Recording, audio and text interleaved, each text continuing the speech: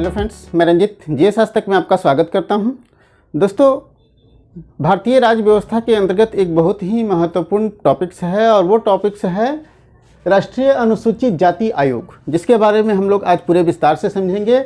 ये काफ़ी महत्वपूर्ण है आपके पीटी और मेंस दोनों तरह के परीक्षाओं के लिए।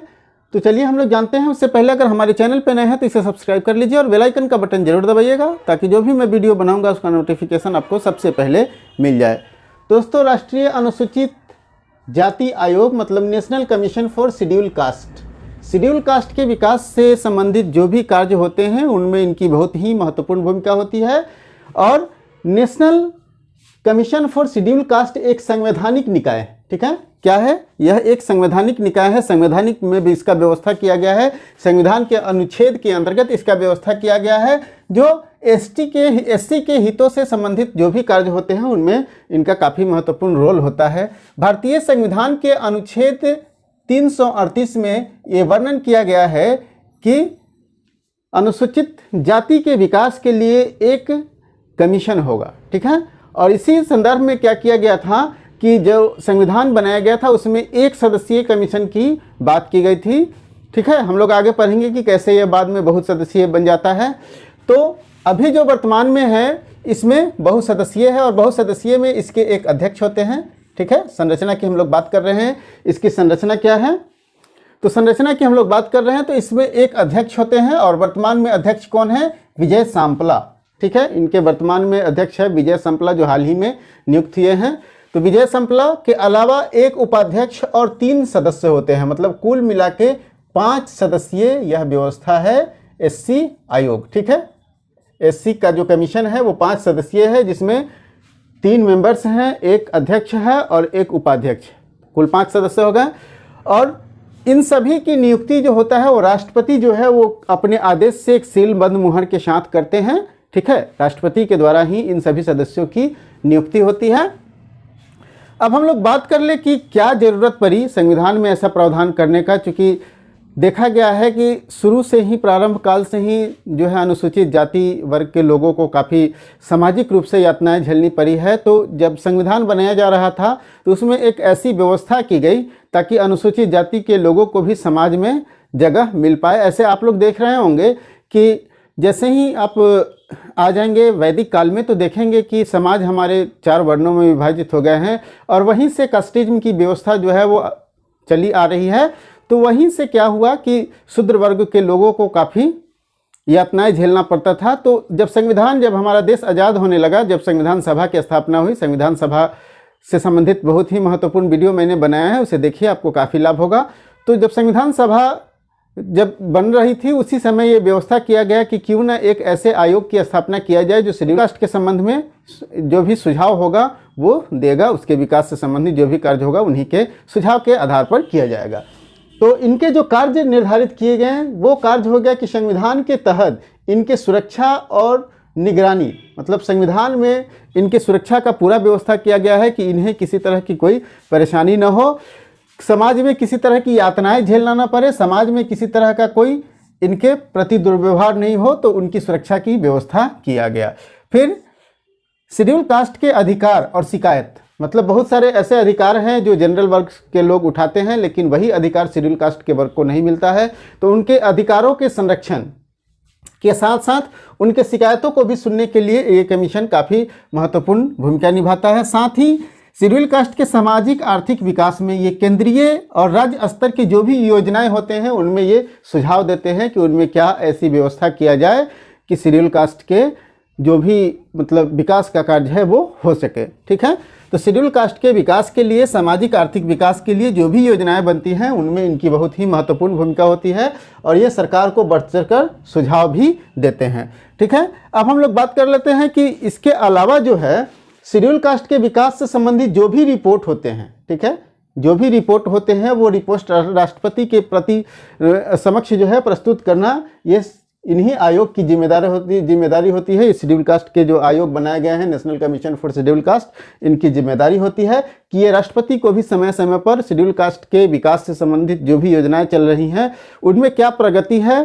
ठीक है, और सामाजिक सुरक्षा से संबंधित जो भी योजनाएं चल रही हैं उसमें क्या प्रगति है वो रिपोर्ट करते रहें।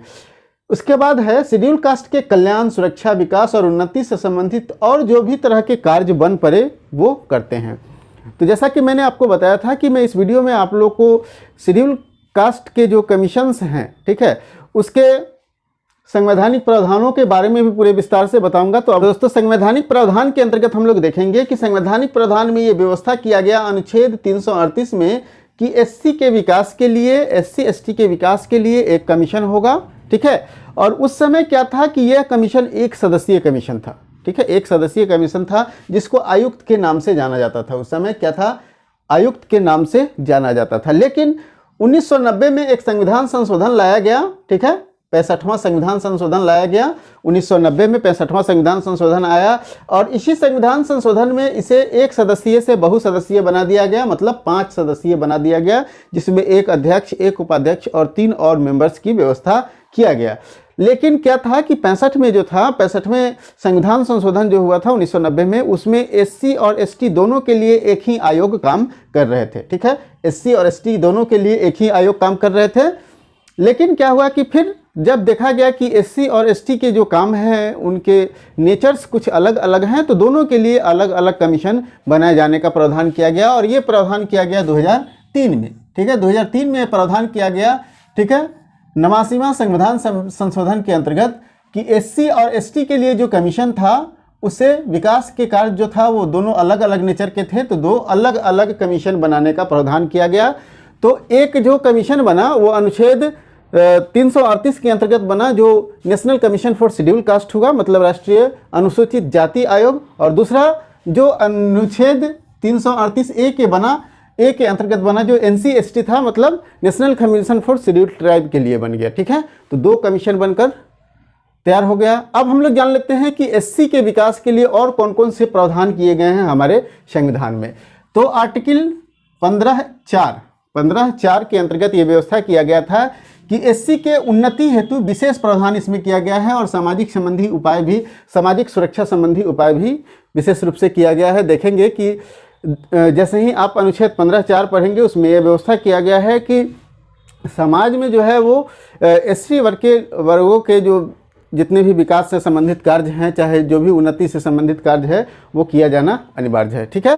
राज्य के सेवाओं में, या राज्य कहे तो स्टेट और सेंट्रल गवर्नमेंट दोनों हो जाता है, राज्य की सेवाओं में जो है इनका प्रतिनिधित्व या फिर आरक्षण कह सकते हैं, इनके आरक्षण की व्यवस्था की गई है अनुच्छेद 16(4)(अ) के अंतर्गत, ठीक है। 16(4)(अ) के अंतर्गत जो है वो राज्य के सेवाओं में, मतलब यूनियन और स्टेट गवर्नमेंट के सेवाओं में जो है एससी वर्गों को आरक्षण की व्यवस्था किया गया है, उनके प्रतिनिधित्व की व्यवस्था किया गया है। अनुच्छेद 17 में अस्पृश्यता या छुआछूत के अंत की व्यवस्था किया गया है कि आप कोई भी व्यक्ति जो है वो छुआछूत अगर करता है ऐसे, तो वो दंडनीय अपराध में काउंट होगा, ठीक है। तो बाद में हम लोग देखेंगे कि इसी के अंतर्गत जो है एससी एसटी के विकास के लिए एक अलग कानून भी बना है, ठीक है। तो उसके बाद हम लोग देखते हैं अनुच्छेद 46 के अंतर्गत जो है एससी एसटी वर्ग के शैक्षणिक और आर्थिक हितों को प्रोत्साहित देने और सामाजिक न्याय एवं शोषण के विरुद्ध सुरक्षा प्रदान करने की व्यवस्था करने का जिम्मेदारी राज्य सरकार की होगी या केंद्र सरकार की होगी।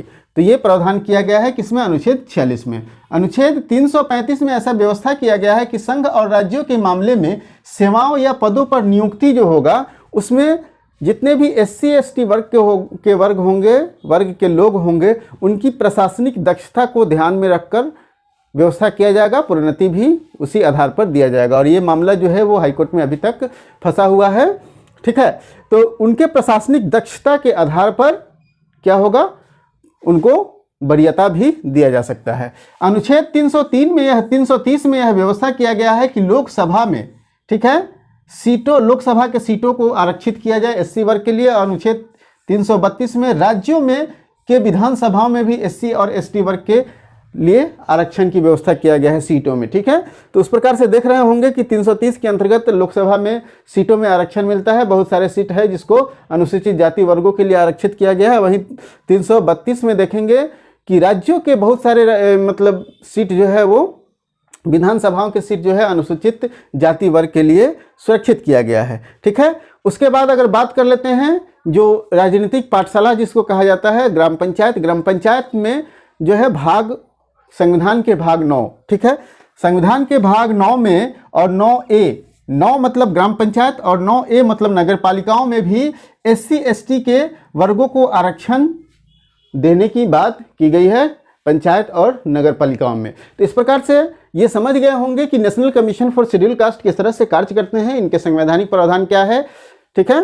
तो ये काफ़ी महत्वपूर्ण वीडियो था। वीडियो अगर आपको अच्छा लगे तो लाइक कीजिए और दोस्तों के साथ भी शेयर कीजिए ताकि उन्हें भी इस वीडियो का लाभ मिल सके। फिर मिलते हैं हम लोग अगले वीडियो में एक नए टॉपिक के साथ।